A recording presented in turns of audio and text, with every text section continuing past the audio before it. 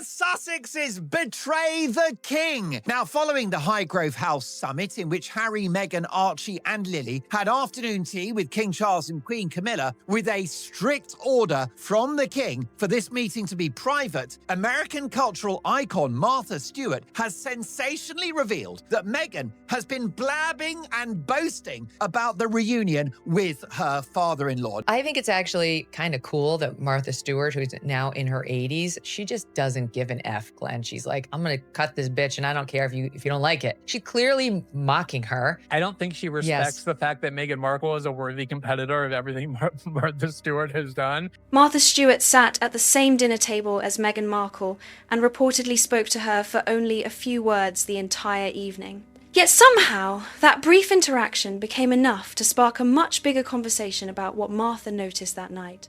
Read that again. Barely a conversation, yet people were already wondering whether Martha had picked up on something happening around Meghan.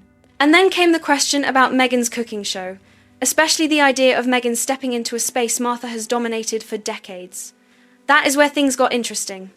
At 85, Martha didn't need a shouting match, a public feud, or some long statement from a publicist. If her comments were meant as a pointed observation, they landed, because she kept things simple. She said what she thought, left the rest hanging in the air, and suddenly everyone was looking at the same question.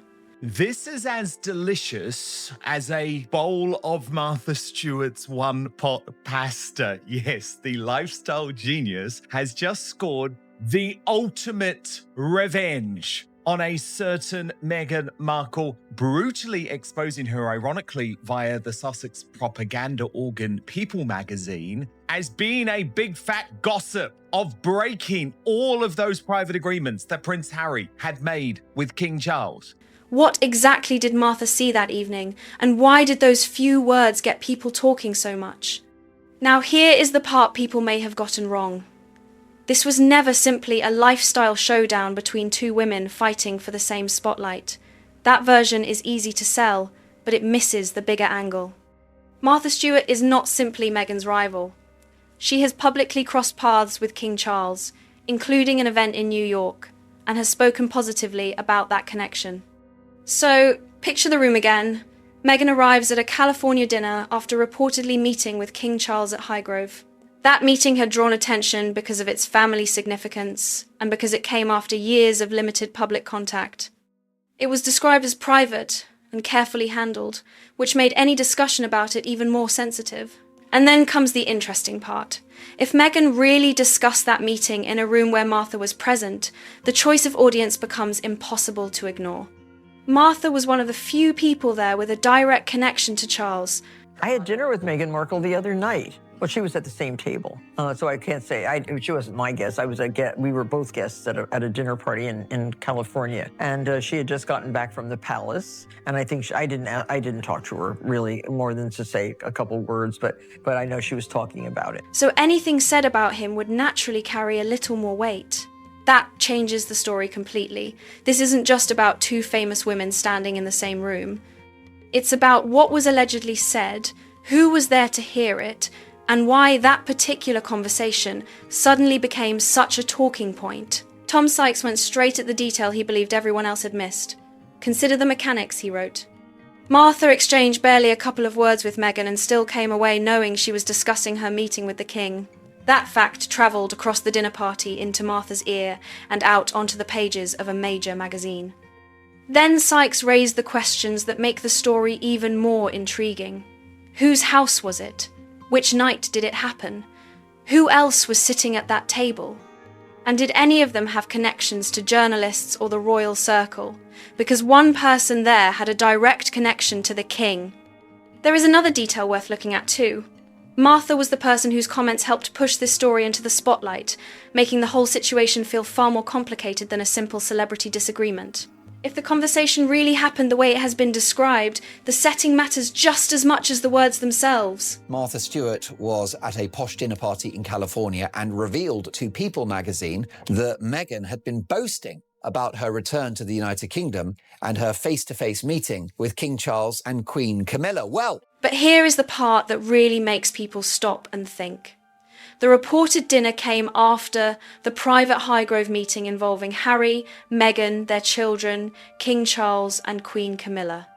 It was a significant family moment after years without that kind of contact, and the meeting was reportedly intended to remain private. That is exactly why any discussion about what happened there would attract so much attention. He genuinely did. King Charles reportedly arranged the meeting in near total secrecy, keeping it so tightly controlled that William and Catherine were not even told it was happening. And then came the detail that raised even more questions. Camilla was in the room too. Robert Jobson, who has covered the royal family for decades, explained the reason this mattered.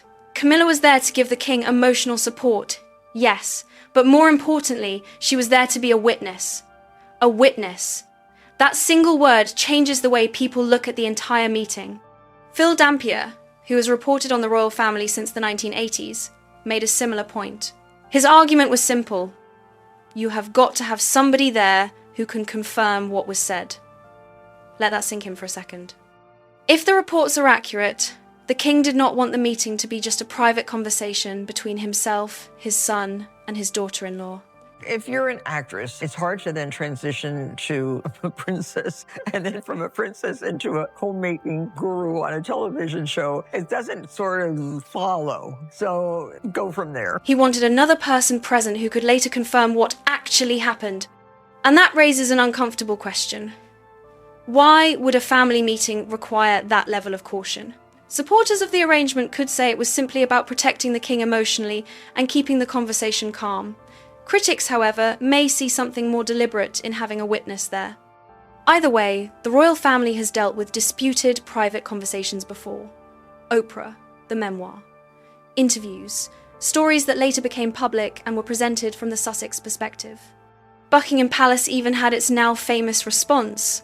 Recollections may vary, and once that phrase entered the royal vocabulary, it became a reminder of just how complicated private conversations can become after they leave the room. So, according to the reports, precautions were taken even inside the king's own home during a meeting with his own family. Then, only weeks later, a dinner in California allegedly produced another moment that raised eyebrows. Statistics that suggest that an older generation feels more connected and invested in the British royal family. Also, it seems like if you are an A-lister or if you are, somebody that's truly making it in the world, want to be associated with the royal family. But there is an important distinction here. Martha's brief interaction with Meghan does not by itself prove anything about what happened behind closed doors. The bigger issue is trust. If Charles really felt the need to have another person present during a private meeting with his son and daughter-in-law, that says something about how fragile the relationship had become. It is not about a title or a house. It is about whether private conversations can actually stay private. Now go back to the dinner, because there is a detail in Martha's own account that deserves another look. She said, "I didn't talk to her really more than to say a couple of words. A couple of words." That is all she described for the entire evening. Think about that for a moment. Meghan is one of the most recognisable women in the world because of her marriage into the British royal family. She has spent years surrounded by headlines, interviews, magazine covers, major deals, and intense public attention. Yet, according to Martha's own description, there was no dramatic confrontation and no obvious clash. There was simply very little conversation. That makes the next part more interesting. If Meghan really did bring up her meeting with King Charles during that gathering, then why choose that subject when the interaction with Martha had otherwise been so limited? Let's not forget that Martha Stewart is buddies with King Charles. Yes, she is very friendly with King Charles. In fact, she was one of the few people, many people who saw him when he went to the United States for the state visit that he did there. Was it casual conversation? Was it simply something that came up naturally? Or did the royal connection carry more weight in that room than anything else she could have mentioned? That is where the story gets complicated. The cooking show, the lifestyle brand, the products, the public image, all of those things were already part of the conversation surrounding Meghan. But the king was different. Mentioning him instantly brought family history, royal connections, and years of public controversy into the room.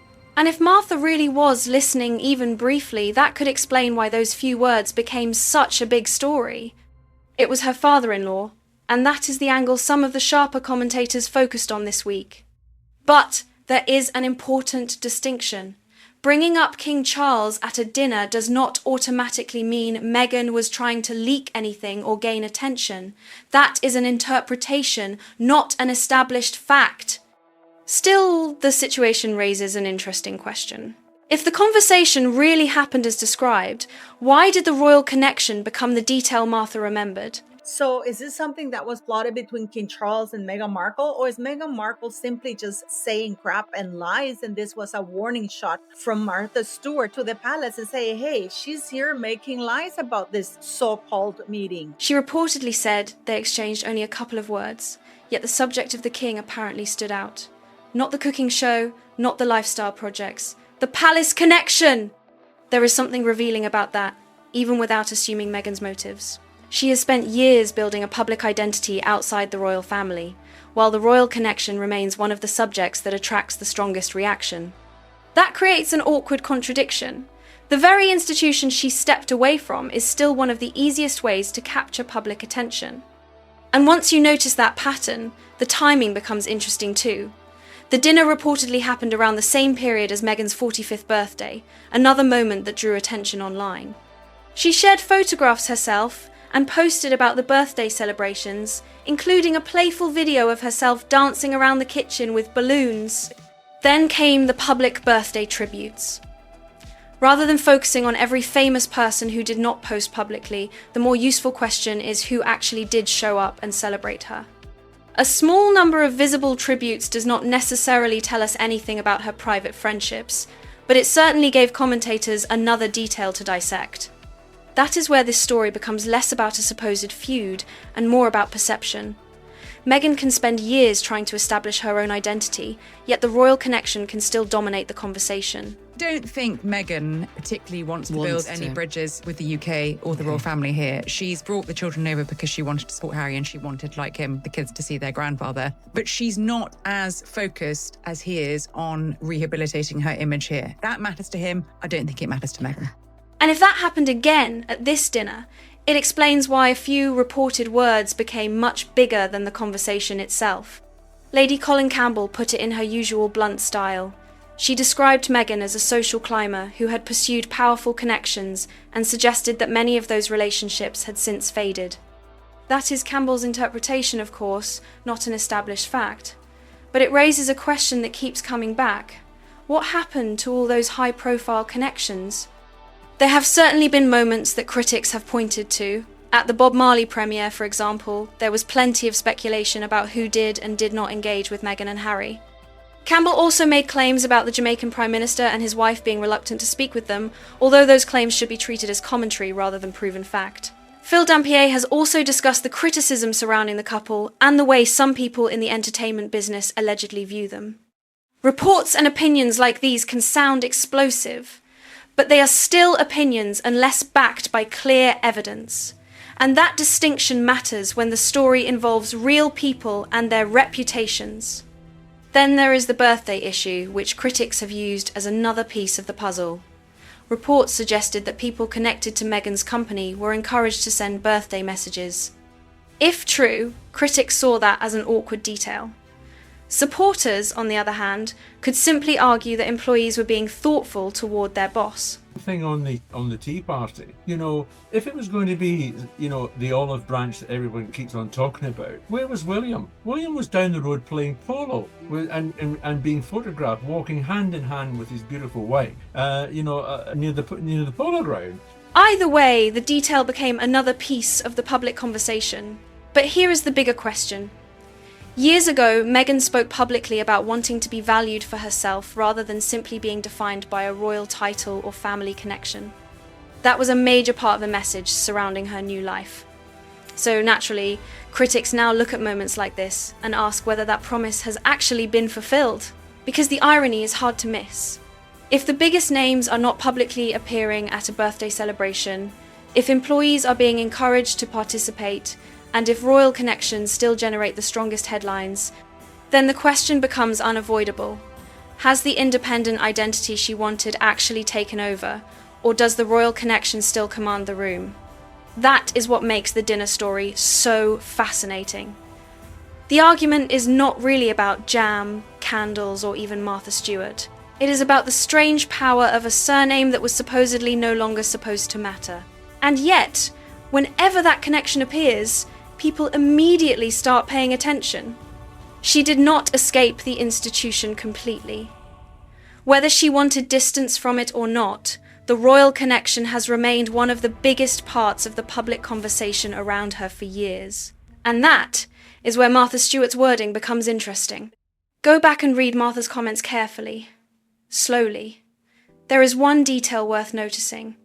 She did not refer to Meghan as the Duchess of Sussex in the quoted remarks. Now, if this was a genuine, let's bury the hatchet, not in each other, but let's just bury the hatchet, and we'll all get together and sort out. William and Catherine would have been there. That would have been the ideal opportunity. The fact that they were not there just goes to show how large the gulf is between the rest of the family.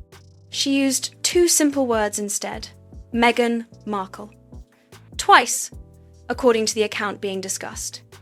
No title, no royal label, just her name. Now, that does not automatically prove Martha was making some calculated statement. She may simply have been speaking naturally. But critics have seized on the wording because titles carry enormous weight in the world Meghan operates in. The question is, what happens when that title is removed from the conversation? The royal connection has also remained closely tied to Meghan's public brand. Her lifestyle projects, media appearances, and products have often been discussed alongside her history as a member of the royal family. Critics argue that the title gives those projects extra attention. Supporters would say she built a recognizable brand of her own. Either way, the royal connection still generates headlines. That is why Lady Colin Campbell's criticism focuses so heavily on the title. She has argued that Meghan continues to use the Duchess identity while building a life outside Britain. Again, that is Campbell's opinion, but it highlights the contradiction critics keep pointing toward, wanting independence from the institution while still benefiting from the recognition that came with it. Then came another detail that got people talking. Around Meghan's birthday, there was no public birthday message from King Charles and Queen Camilla, and no prominent public message from William and Catherine either. That silence does not tell us exactly what happened privately, and royal families do not necessarily comment publicly on every birthday.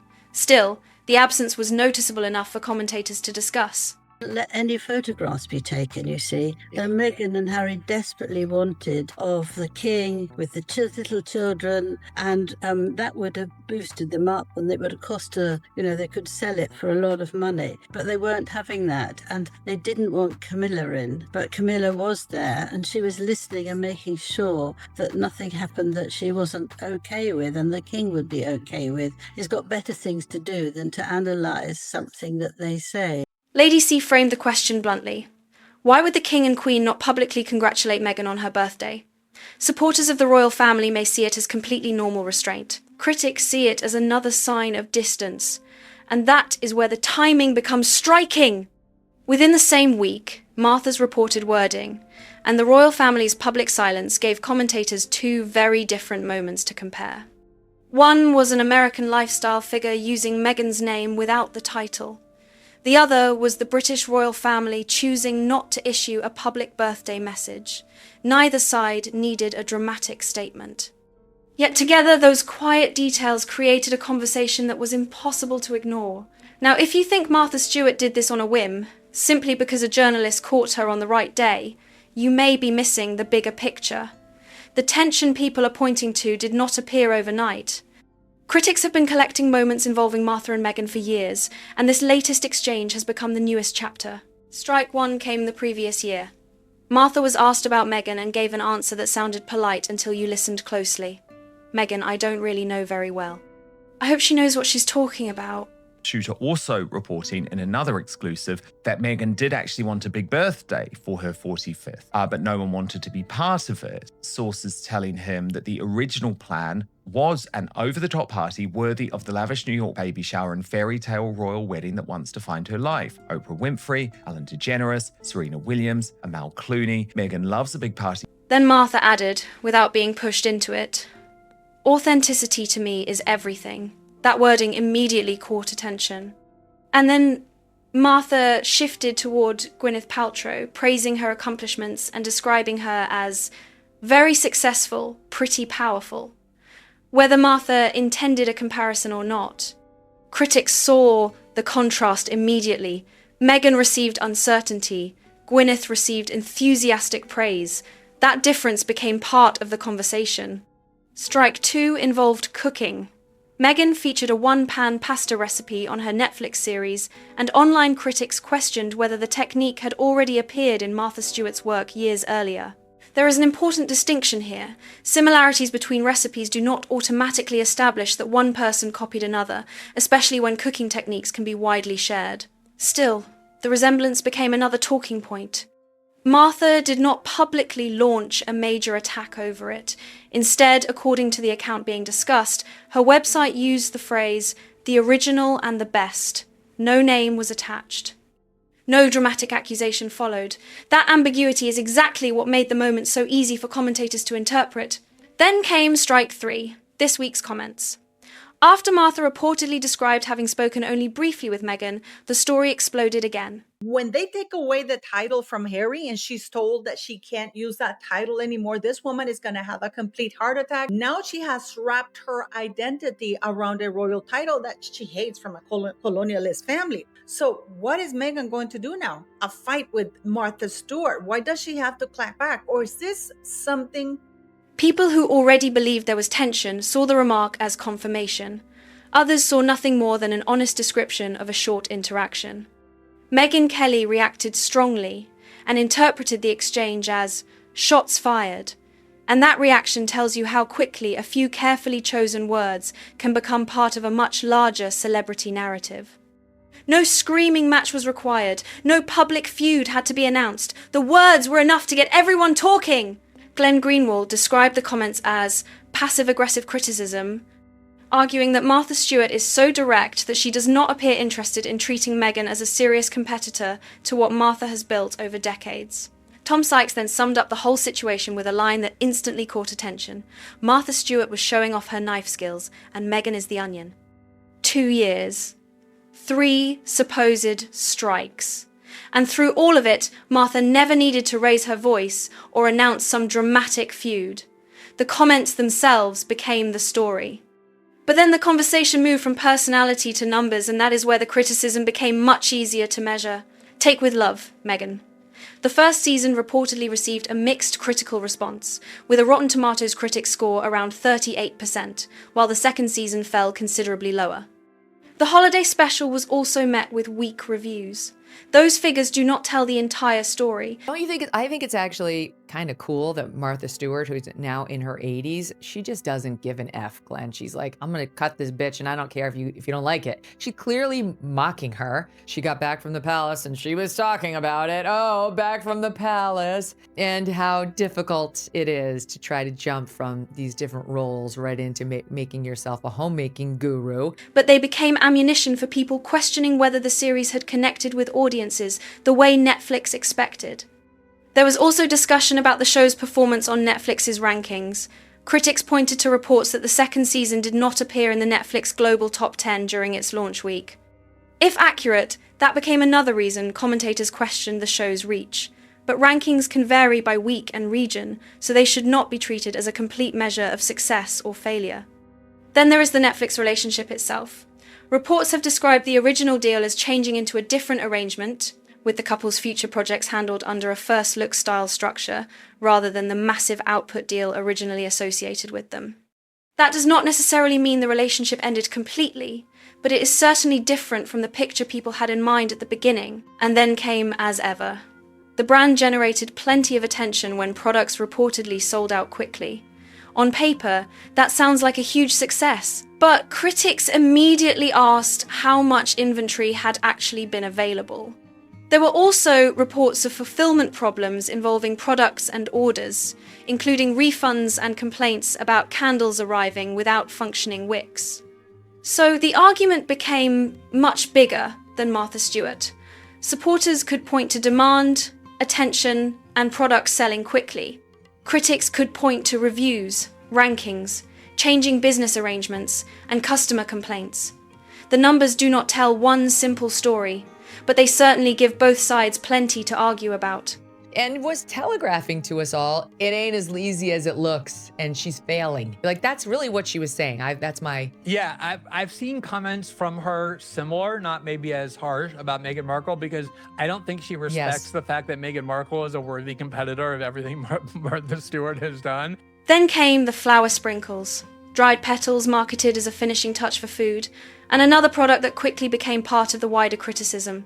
The reviews were not exactly gentle either. The Telegraph reportedly described the project as Montecito Marie Antoinette, while the Times called it an ego trip in a sun hat. On the second series, the Times was even harsher, describing it as a series in search of a meaning fronted by a woman in need of some cash. Lady Colin Campbell then summarised her own view of Meghan's career in one brutal progression. She described her as going from D-grade actress to A-grade princess, before claiming she had fallen all the way back down to Z-grade.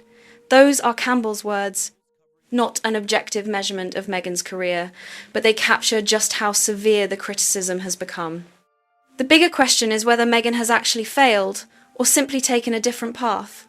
Her projects have generated attention, some products have reportedly sold quickly, and she still has a huge global audience. At the same time, the mixed reviews, questions about viewership, business changes, and public criticism have made it harder to argue that everything has gone exactly according to plan. And that brings us back to Martha Stewart.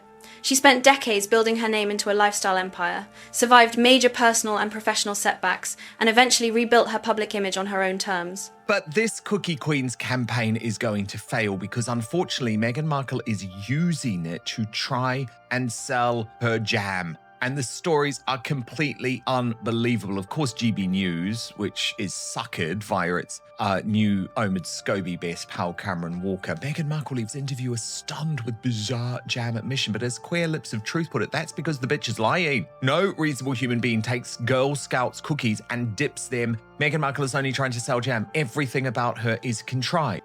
So when commentators compare her career with Meghan's, they are comparing two very different stories.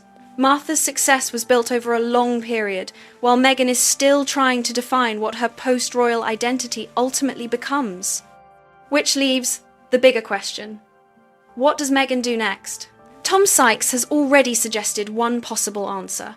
In his recent commentary, he argued that Meghan could step away from the constant public attention for a while. His proposed path was simple. Focus on raising the children. Stay away from social media for 2, 3, or even 5 years, and eventually return with something meaningful to say and an honest reflection on what went wrong. Disappear was essentially the advice. Not forever, not as punishment, just long enough to stop the endless cycle of headlines and give the public a reason to listen again. Whether Meghan would ever choose that route is another question entirely, but the idea is certainly hard to ignore. Then he added the part that may sting the most, because there is nothing especially cruel about it. It is simply a reminder that second acts are possible. Second acts are available. Martha proved it from a prison camp in West Virginia. That line puts the entire comparison into perspective. So, this is where the story has landed. Martha Stewart faced a major personal and professional downfall, served time, stepped away from the spotlight, and eventually rebuilt her career with her own name at the centre of it. Her comeback became part of the reason people still talk about her today. Meghan Markle, meanwhile, was given an extraordinary global platform through her marriage into the British royal family, and she has spent years trying to create a separate identity beyond it. That is why this dinner has attracted so much attention. According to the account being discussed, Meghan and Martha barely spoke, yet the royal connection allegedly became the detail Martha remembered. Whether that was intentional, casual conversation, or simply something that stood out in the moment, nobody outside that room can know for certain. And maybe that is the real takeaway. Martha did not need a public feud. She did not need a long speech or a dramatic confrontation. A few words were enough to send commentators into overdrive, because the history surrounding these two women made every detail feel bigger than it probably was. So now I want to hear what you think. Was Martha simply being honest about a brief interaction, or do you think she understood exactly how much attention those words would create? Was this nothing more than an awkward dinner conversation, or was there something more behind the moment? Let me know your take in the comments. And if you enjoyed the breakdown, hit like, subscribe, and turn on notifications so you don't miss the next story. Your support helps this channel reach more people who enjoy these conversations. And most importantly, tell me what you think below. I read the comments and I want to hear where you stand.